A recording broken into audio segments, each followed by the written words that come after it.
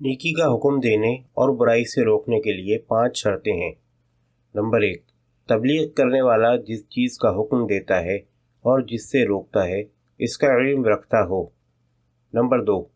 مبلغ محض اللہ تعالیٰ کی رضا جوئی، دین خداوندی کا غلبہ، اللہ تعالیٰ کے کلمے اور حکم کی سربلندی کو پیش نظر رکھے،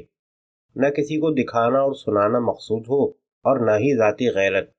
لہذا جب وہ مخلص اور صادق ہوگا تو اللہ تعالیٰ کی طرف سے مدد اور توفیق حاصل ہوگی اور اس تبلیغ کے ذریعے برائی کا ازالہ ہوگا۔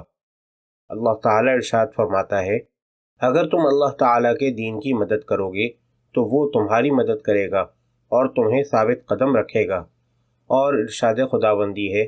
بے شک اللہ تعالیٰ ان لوگوں کے ساتھ ہے جو پرہیزگاری اختیار کرتے ہیں اور وہ لوگ جو نیکوکار ہیں۔ پس جب وہ شرک سے بچے گا اور لوگوں کو دکھانا مقصود نہ ہوگا اور اپنے عمل کو اخلاص سے مزین کرے گا تو کامیابی اس کے قدم چومے گی، اور اگر اس کے علاوہ مقصد ہوگا تو ذلت اور رسوائی اس کا مقدر ہوگی اور برائی اپنے حال پر رہے گی بلکہ بڑھ جائے گی، اسے غلبہ حاصل ہوگا اور گناہ گار گناہ کے پیچھے کتے کی طرح دوڑیں گے، اور وہ اللہ تعالیٰ کی مخالفت، اس کی اطاعت کو ترک کرنے اور حرام امور کے ارتکاب پر انسانوں اور جنوں میں سے شیطان کا موافق ہوگا۔ نمبر 3، امر و نہی نہایت نرمی اور آہستگی سے ہونی چاہیے، درستی اور سختی کے ذریعے نہیں بلکہ نرمی اور نصیحت اپنے بھائی پر شفقت کے طور پر ہو۔ اس نے کیسے اپنے دشمن شیطان لعین کی مخالفت کی جس نے اس کی عقل پر غلبہ کیا، اس کے لیے اپنے رب کی معصیت اور اس کے حکم کی مخالفت کو آراستہ کیا۔ شیطان اسے ہلاک کرنا اور جہنم میں لے جانا چاہتا ہے، جیسا کہ اللہ تعالیٰ کا ارشاد ہے،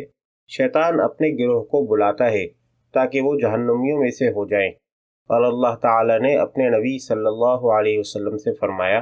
بس اللہ تعالیٰ کی رحمت سے آپ ان کے لیے نرم ہو گئے، اگر آپ سخت مزاج تنگ دل ہوتے تو وہ آپ کے پاس سے بھاگ جاتے۔ اور اللہ تعالیٰ نے حضرت موسیٰ اور حضرت ہارون علیہ السلام کو جب فرعون کی طرف بھیجا تو ان سے فرمایا،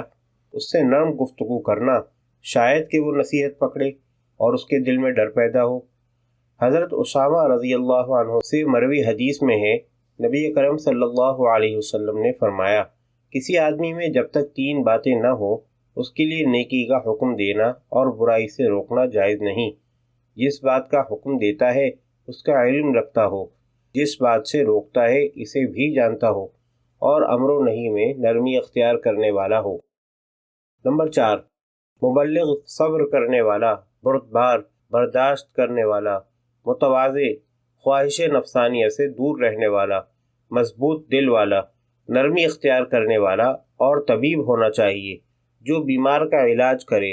حکیم ہو جو نفس کی خواہشات میں جنون کی حد تک پہنچے ہوئے شخص کا علاج کرے، اور پیشوا اور رہنما ہو۔ اللہ تعالیٰ نے ارشاد فرمایا، ہم نے ان میں سے پیشوا بنائے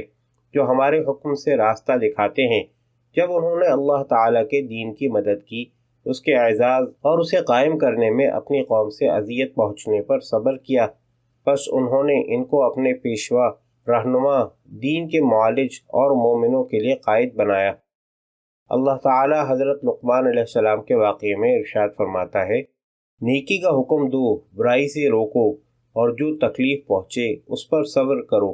بے شک یہ بڑی ہمت کے کاموں میں سے ہے۔ نمبر 5، نیکی کا حکم دینے والا اور برائی سے روکنے والا اس بات پر خود بھی عمل پیرا ہو جس کا وہ حکم دیتا ہے، اور اس چیز سے باز رہے جس سے دوسروں کو منع کرتا ہے، اور وہ اس برائی میں ملوث نہ ہو تاکہ دوسروں کو اس کے خلاف طعنہ زنی کا موقع نہ ملے، بس وہ اللہ تعالیٰ کے نزدیک مذمت اور ملامت کا مستحق ہوگا۔ اللہ تعالیٰ ارشاد فرماتا ہے،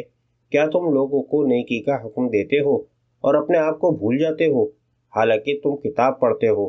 کیا تمہیں عقل نہیں؟ حضرت انس بن مالک رضی اللہ عنہ سے مروی ہے،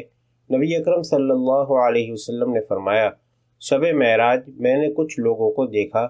جن کے ہونٹ قینچیوں کے ساتھ کاٹے جا رہے تھے۔ میں نے پوچھا، اے جبرائیل، یہ لوگ کون ہیں؟ حضرت جبرائیل علیہ السلام نے جواب دیا، یہ آپ کی امت کے خطبہ ہیں جو لوگوں کو حکم دیتے اور اپنے آپ کو بھلا دیتے تھے، حالانکہ وہ کتاب پڑھتے تھے۔ ایک شعر کا ترجمہ ہے، ایسے کام سے لوگوں کو نہ روکو جس کے تم خود مرتکب ہو، کیونکہ ایسا کرنا تمہارے لیے بڑے شرم کی بات ہوگی۔ حضرت قتادہ رضی اللہ عنہ فرماتے ہیں، ہمیں بتایا گیا کہ تورات میں لکھا ہوا ہے